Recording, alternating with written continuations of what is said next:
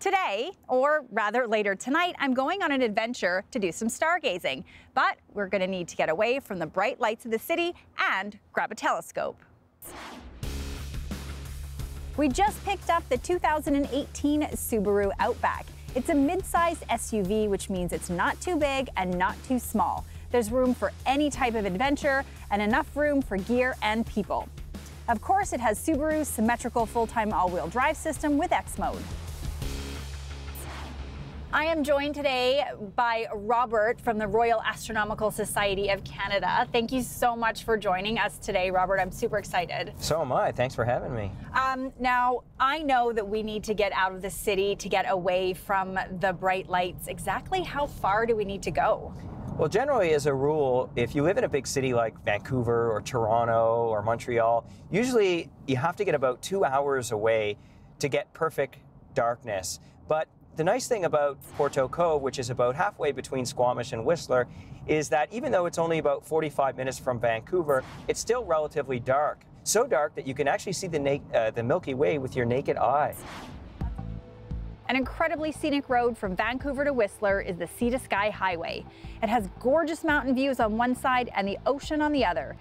It is a drive not to be missed. You probably know this, and I think some of our viewers might, but the word Subaru means unite, and the Subaru logo is actually 6 stars from a cluster or a constellation. Do you know what that is? Yeah, sure. That's called the Pleiades, and that is an open star cluster that's in the constellation Taurus, which is one of the zodiac constellations. And that open cluster happens to be about 444 light years away. When we look at the Pleiades right now, tonight, we're seeing it as it appeared 444 years ago, so back in the 1600s. We're just about at our destination. Can you give me a little bit of a hint as to what we're going to be seeing tonight? Sure. Well, one of the things that in observational astronomy is planning. It's really important. So I've charted asteroids, I've charted a comet, we're going to be looking at some galaxies that you can even see with the naked eye, not only with the naked eye, but even in a pair of binoculars. There's one galaxy called the Andromeda Galaxy, and that is visible to the naked eye, and it looks really nice in binoculars too. In under 15 minutes, we unloaded the Outback. Robert had his telescope set up and ready to go. And now all we have to do is wait for it to get dark. Now, in order to use it, you have to use star charts and move the telescope up, down, left, and right to navigate away in the night sky.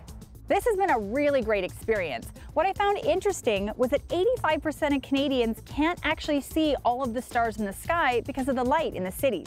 Oh my goodness, that's so awesome. There are so many stars up there. A huge thank you to Robert, and if people are interested in doing some dark sky gazing, they can learn more from the Royal Astronomical Society of Canada.